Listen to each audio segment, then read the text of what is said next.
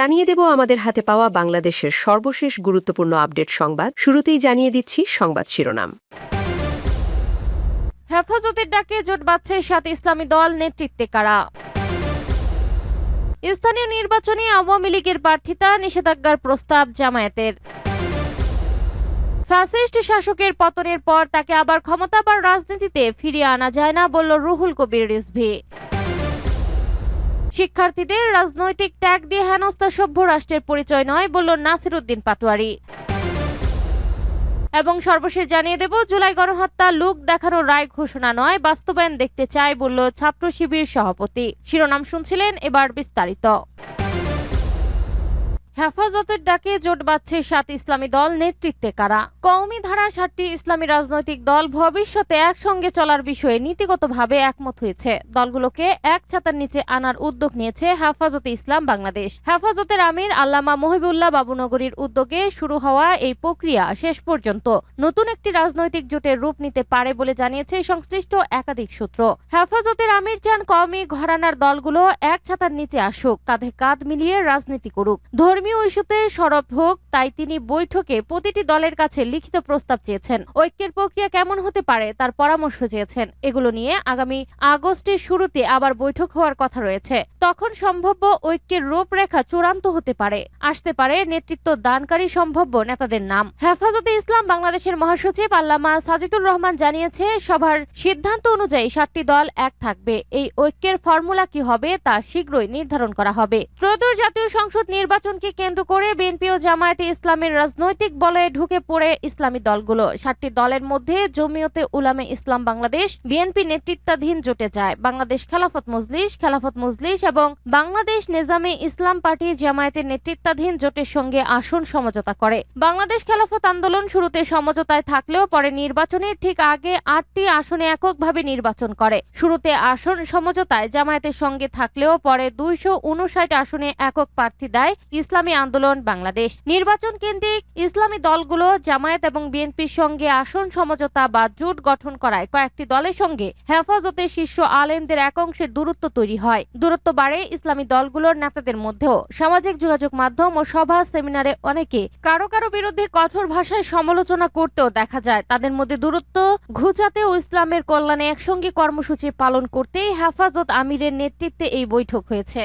স্থানীয় নির্বাচনে আওয়ামী লীগের প্রার্থিতা, নিষেধাজ্ঞার প্রস্তাব জামায়াতের। কার্যক্রম নিষিদ্ধ রাজনৈতিক দলের পদধারী নেতাকর্মীদের স্থানীয় সরকার নির্বাচনে প্রার্থী হওয়ার ক্ষেত্রে অযোগ্য করার প্রস্তাব দিয়েছে জামায়াত ইসলামী। এসব নির্বাচনের প্রস্তাবিত আচরণ বিধিমালায় এমন বিধান যুক্ত করতে নির্বাচন কমিশনকে চিঠি দিয়েছে দলটি। চিঠিতে বলা হয়েছে, সরকার কর্তৃক কার্যক্রম নিষিদ্ধ ঘোষিত কোন রাজনৈতিক দলের পদধারী বা সক্রিয় নেতাকর্মীকে নির্বাচনে অংশগ্রহণের অযোগ্য ঘোষণা করার বিধান সংযোজন করতে হবে। ইসির কর্মকর্তারা জানান, এই ধরনের সুপারিশ যুক্ত করা হলে আসন্ন স্থানীয় সরকার নির্বাচনে কার্যক্রম নিষিদ্ধ আওয়ামী লীগের নেতাকর্মীরা নির্বাচনে প্রার্থী হতে পারবেন না। তারা আরও জানান, ত্রয়োদশ জাতীয় সংসদ নির্বাচনে এমন বিধান যুক্ত করেছে এম নাসির উদ্দিনের নেতৃত্বাধীন বর্তমান কমিশন। ফলে আওয়ামী লীগের নেতাকর্মীরা এই নির্বাচনে অংশ নিতে পারেনি।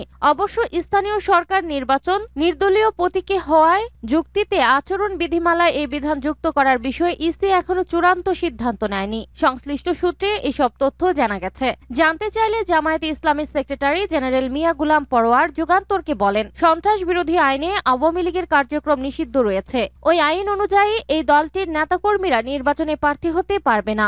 আমরা নির্বাচন কমিশনকে ওই বিষয়টি জানিয়ে আইন অনুযায়ী ব্যবস্থা নেওয়ার বিষয়ে মতামত দিয়েছি। তিনি বলেন, ইসি এই বিষয়ে পদক্ষেপ না নিলে যে পরিস্থিতি তৈরি হবে তার দায় কমিশনকে নিতে হবে। সূত্র আরও জানাচ্ছে, প্রস্তাবিত আচরণ বিধিমালার বিষয়ে বিকল্প ধারা বাংলাদেশ ইসলামী ফ্রন্ট বাংলাদেশ খেলাফত মজলিস সহ আরও কয়েকটি দল বিভিন্ন সুপারিশ দিয়েছে।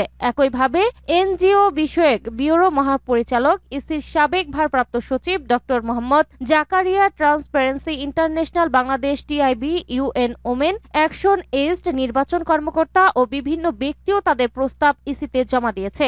এইসব প্রস্তাবে স্থানীয় সরকার প্রতিষ্ঠানের মেয়র ও চেয়ারম্যানদের শিক্ষাগত যোগ্যতা, স্নাতক ও কাউন্সিল ও সদস্যদের যোগ্যতা এইচএসসি বা সমমান হওয়ার সুপারিশ রয়েছে ইসলামী ফ্রন্ট বাংলাদেশ। ফ্যাসিস্ট শাসকের পতনের পর তাকে আবার ক্ষমতা বা রাজনীতিতে ফিরিয়ে আনা যায় না বলল রুহুল কবির রিজভী। ফ্যাসিবাদের বিরুদ্ধে জনগণের প্রতিরোধের কথা তুলে ধরে বিএনপির জ্যেষ্ঠ যুগ্ম মহাসচিব ও প্রধানমন্ত্রী তারেক রহমানের উপদেষ্টা রুহুল কবির রিজভী বলেছেন, কোন ফ্যাসিস্ট শাসকের পতনের পর তাকে আবার ক্ষমতা বা রাজনীতিতে ফিরিয়ে আনা যায় না। শেখ হাসিনা দেশে ফিরে রাজনীতি করতে চাইলে তা জনগণ মেনে নেবে না। রাজধানীর যাত্রাবাড়ি মোড়ে 17 জুলাই যাত্রাবাড়ি প্রতিরোধ দিবস উপলক্ষে আয়োজিত এক আলোচনা সভায় প্রধান অতিথির বক্তব্যে কথা বলেন রিজভী। অনুষ্ঠানের আয়োজন করে যাত্রাবাড়ি প্রতিরোধ দিবস বাস্তবায়ন কমিটি। রুহুল কবির রিজভী বলেন, ফ্যাসিস্টের পতন হলে পরে তাকে ফেরত আনা যায় না। যে রক্তের আলপনা সে এঁকেছে, সেই রক্তের আলপনা মারিয়ে আবার সেই দেশের রাজনীতি করবে, এটা কি করে সম্ভব? এটা সেই দেশ যে দেশে বারবার প্রতিরোধ করেছে, প্রতিরোধ করতে জানে। শেখ হাসিনা যদি এই দেশে ফেরত এসে রাজনীতি করতে চায়, তাহলে ইয়াহিয়া খানের যে উত্তরসূরি আছে, টিক্কা খানের যে উত্তরসূরি আছে, তাদেরও আনতে হবে। বিএনপির জ্যেষ্ঠ এই যুগ্ম মহাসচিব বলেন, শিশু, কিশোর ও তরুণ হত্যার দায় কোনোভাবেই ক্ষমার যোগ্য নয়। ইতিহাসে হিটলার কিংবা মুসোলিনির মতো শাসকদের পতনের পর তাদের রাজনৈতিক ধারাও আর ফিরে আসতে পারেনি উল্লেখ করে তিনি বলেন, জনগণ রক্তপাত ও দমন পীড়নের রাজনীতি মেনে নেয় না। ক্ষমতায় থাকাকালে শেখ হাসিনা আইন শৃঙ্খলা বাহিনীকে বিরোধী মত দমনে ব্যবহার করেছে বলে অভিযোগ করেন রুহুল কবির রিজভী। আওয়ামী লীগের রাজনৈতিক সংস্কৃতির সমালোচনা করে বিএনপির এই নেতা বলেন, মানুষের কাছে নানা প্রতিশ্রুতি দিয়ে ক্ষমতায় এলেও সেগুলো বাস্তবায়ন হয়নি। প্রতারণা ও জনগণকে বিভ্রান্ত করাই তাদের রাজনৈতিক সংস্কৃতিতে পরিণত হয়েছে। শিক্ষার্থীদের রাজনৈতিক ট্যাগ দিয়ে হেনস্থা সভ্য রাষ্ট্রের পরিচয় নয় বলল নাসিরউদ্দিন পাটোয়ারি।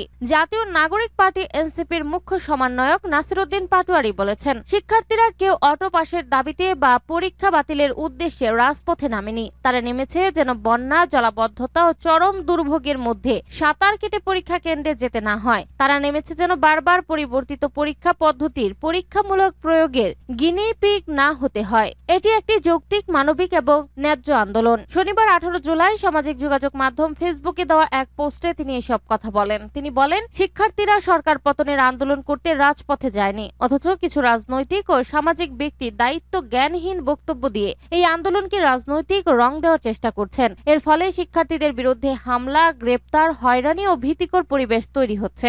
এনসিপির মুখ্য সমন্বয়ক আরো বলেন, বিভিন্ন শিক্ষার্থীর অভিযোগ অনুযায়ী তাদের ফোনে যোগাযোগ করা হচ্ছে এবং গোয়েন্দা পুলিশ, ডিবির পরিচয়ে হুমকি দেওয়া হচ্ছে। এইসব অভিযোগ সত্য হলে তা অত্যন্ত উদ্বেগজনক এবং একটি গণতান্ত্রিক রাষ্ট্রের জন্য লজ্জাজনক। তিনি সরকারের প্রতি আহ্বান জানিয়ে বলেন, শিক্ষার্থীদের ভয় দেখানো, গ্রেপ্তারের হুমকি দেওয়া এবং হয়রানি অবিলম্বে বন্ধ করতে হবে। শক্তি প্রয়োগ নয়, সংলাপের মাধ্যমেই সমস্যার সমাধান সম্ভব। সরকারকে শিক্ষার্থীদের সঙ্গে বসে তাদের বক্তব্য শুনে যৌক্তিক সমস্যাগুলো দ্রুত সমাধান করার আহ্বান জানান তিনি। নাসিরউদ্দিন পাটোয়ারি বলেন, মনে রাখতে হবে, শিক্ষার্থীরা সন্ত্রাসী নয়। ভিন্ন মত প্রকাশ করলেই তাদের নানা রাজনৈতিক ট্যাগ দিয়ে সামাজিক ও মানবিকভাবে হেনস্থা করা কোনো সভ্য রাষ্ট্রের পরিচয় হতে পারে না।